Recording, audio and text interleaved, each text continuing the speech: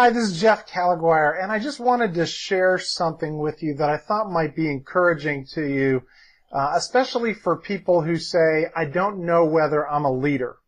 You ever said that to yourself? And what I wanted to share was something that is some insights that I feel like I've gotten from my wife, from Lance Wallnow, and from others that really bring together an understanding of how God leads and then how we might lead in ways that are like God. And there are some things in Scripture that you can see and maybe totally not understand, and maybe you're saying a lot of things are like that for you. I get that. But one of the things is a description of God and symbols that seem to represent God that are found both in Ezekiel and the book of Revelation, and are actually things that were on the temple curtain that divided the Holy of Holies. And they were 4 images, and sometimes it's 4 faces, but they're kind of like, what are those? And the 4 images are these. It's first a lion,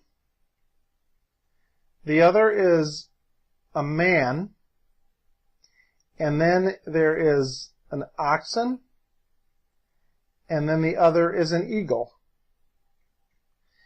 And to explore those is in some ways to say, why would they be there?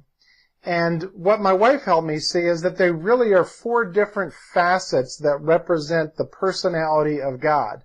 So when you think about a lion, what are things that come to mind? Things like a lion's strength and boldness and courage, their authority.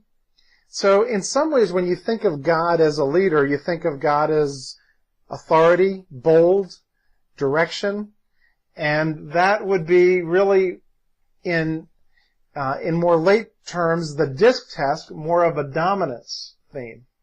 So in a lot of ways, you could say God is a leader like a lion, and there's some people who lead that way. They lead out of their dominance. But that's not the only image of God, and the other is the man. And when you think about a man, at least in another way of representing, it's God as relational. It's connection. It's influence. And so on the disc test, which again is a modern thing, you can think of that as influence. And so another way that might be a way that you lead is you lead through relationship. You lead through influence. You lead as a connector and getting people together. The other image is the oxen. And many people don't even think of, like, how is an oxen like a leader? And in a lot of ways, what the oxen represents is steadiness. It's hard work. It's burden bearing. It is supporting, right?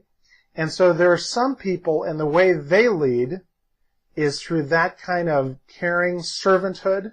So you can think of God, you think of God as servant, Jesus as servant. So another way to lead can be lead out of that. The eagle would represent sight, right? The accuracy, the vision of an eagle, the knowledge. And so there are some people who lead out of that kind of an authority, right? They lead out of their knowledge, the ability to pay attention to quality. So the reason I bring this to you is to really come to understand, in the disc language, this would be the esk, or the steadiness. This would be the conscientiousness. And understanding that you probably lean to one or the other, or maybe a combination, but that you might have a sense of leadership out of that maybe you haven't even identified as leadership.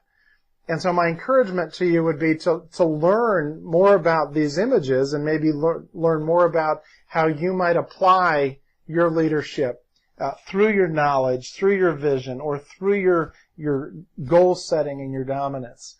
And as you do that, you'll find there's great freedom in being fully you. And my hope is that as you follow that journey and lean into it, God will do great things through your life. Have a great day.